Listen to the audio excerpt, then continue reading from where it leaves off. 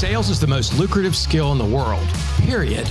The problem is most sales advice out there today is outdated, cheesy, and could even keep you from the deals that can make all the difference in your career.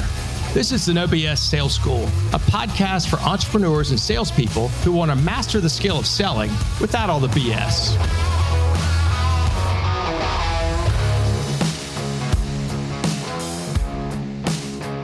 Welcome to the No BS Sales School podcast. I'm your host, Walker McKay. Thanks for listening. If you like this podcast, and I get emails from you guys a lot, which is great. Tell me you like the podcast. I talk to people that listen. Share it with somebody else that you think needs to hear it. That's the way the word is going to spread on this thing, is when you share information about this with somebody else. Say, hey, have you listened to this? Or send an episode to them that they like. If you do that, I sure would appreciate it. Also, if while you're here, you are enjoying the podcast, go to wherever you listen to podcasts and leave a review. That helps increase me in the rankings, makes it more visible to other people so they too can hear the same stuff you're hearing. Anyway, thank you for listening. Thanks for sharing. My message today is, well, the simplest way to put it, and I saw this on X the other day, where what's his name? Bowtied Sales Guy posted something, and it just was so true. And he said, if salespeople would just learn to ask the following question. Hey, you must have asked me that for a reason. Tell me why you asked. What does that mean? Don't answer the wrong question. We get random questions all the time, and we believe it's our job to show that we're smart and answer the question. Let me tell you how that can hurt you. I'll use my example first, because this is how it hurt me, and this one stings to this day, and it's been almost a year since it happened. A good friend of mine gave me a great endorsement to the CEO of a company who had 100 salespeople, and he wanted to hire a speaker for a conference. And if that went well, he was going to hire that person to train 100 salespeople. Great. What an incredible introduction into an industry where I do a ton of work, financial services. What a layup. And my buddy teed me up great. He knows what I do. He couldn't have done a better job introducing. He said, Walker, this guy is ready to buy. He just wants to talk to you on the phone. Hell, that's easy. I can talk on the phone. This isn't hard, right? So this is an easy sale. I have a positive prospect, however, right? And a positive prospect, one that says, oh, I'm ready. Let's go. I just want to hear what you got. They're dangerous. They're the ones that will waste the most time. And unfortunately, this guy didn't waste a lot of time with me, but I did probably lose $500,000 because I wouldn't shut my mouth. So we start talking, and he says, hey man, your friend is telling me all kinds of great things about you. He goes, I trust him. I've known him for 30 years. He says, you're the guy. And man, I'm excited to have you come out and speak at our conference. What would you talk about at the conference? What do you think your topic would be? Well, Mr. Smart Guy over here, who knows all about his industry, knows all the mistakes that people make. Well, I launched. I told him all the things that I was going to talk about and all the problems his people are having and all these things. And here's what I would talk about that would be relevant and fun and interesting. You know what he said? When I finished my TED Talk launching about all the great things I was going to talk about, he goes, well, you know, that sounds pretty good. We have another speaker who's going to cover a lot of that stuff. So let me just keep you in mind for next year, which is code for, yes, screwed that up. How many of you have done this before? Where somebody asks you a question and you just launch because you're so happy to share the answer, because this is finally somebody's interested in what you do and you can share what you're going to do and how great it is.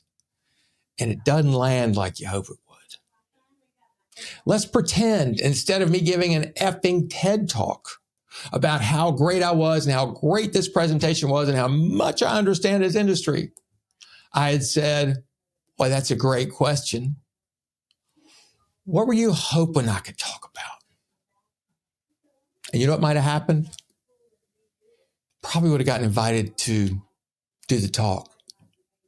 Probably would have gotten hired. I'm just guessing. I'm just projecting forward. Maybe it never would happen, but I'm trying to remind myself of the pain and the shame that I felt when I figured out that I'd screwed this up. It probably cost me $500,000, $500,000. Could I have used $500,000 over the next couple of years? You're damn right I could. And who knows where that opportunity would have led to, right? Okay, maybe it was only $250,000. Maybe it was only $100,000 because I couldn't shut my effing mouth. Hey, that's a great question. You must be asking that for a reason. Hey, that's a great question. What were you hoping I could talk about? Right? Boom, right back in his lap. You know what he told me? What he hoped I would talk about. Could I probably have built a talk around what he wanted? Yeah, damn right I could. So if you will just learn when somebody says, oh, another example, a client of mine did this right. They sell this very specialized insurance product, right? That works in a specialized market. They were calling on a giant customer, the prospect, right? And the prospect said, this is great. We'd like to do this. By the way, do you do that in this area? And my client said to himself, the shorter answer is no, we don't do that. But instead of saying that out loud and shutting down the conversation, he said, it's a great question. Tell me why you ask. And you know what? The person launched into all the problems they were having in this area with this thing and how they were hoping they could fix it somehow, which allowed him to say, thanks for sharing that stuff. I do have an expert that can help you with that. Does it make sense for me to bring him in here and figure out if that's something that can help you? See, they didn't really care. The prospect didn't know how to ask. The prospect, right? We have to believe that our prospect often doesn't know how to verbalize what they really want. Or they not going to do it on the first time. The question they ask you is not the real question. And so we need to put it back to them. Hey, what's the real thing you're trying to solve? Or it's a great question. You must have asked that for a reason. Or, hey, ask me that another way, right? Anything to put it back on them, let them continue to talk. And my friend is now bringing in somebody else who can solve their problem, not the same way they asked about it, but a different way, which will end up making my friend who refers another person in, it'll end up making 50, 60 grand because he reversed a question instead of saying, nope. Here's how you know you've missed it. And this can happen in personal conversations. Just think about the last time that somebody asked you a question and you launched to answer, whatever it may be. And the person said, well, the reason I asked you was, and what that means is you missed it, Bo. You're not answering the question I really want to know. Now, we can't fault the person who asked us a question. They don't know how to ask. They hadn't really processed it. They hadn't thought it through.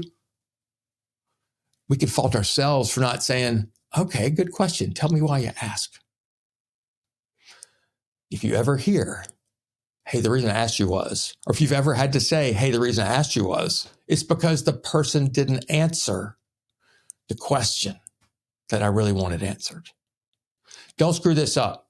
It probably already has cost you hundreds of thousands, if not more money than that. Could you use that money? My guess is you could. Share this podcast with somebody else who needs to know. If you hadn't bought and read my book yet, some will, some won't. So what? Who's next? Do that today. Order it on Amazon. Call me. I'll send you a copy. Whatever. Thank you so much. Listen for the next episode. Subscribe to this podcast if you hadn't already.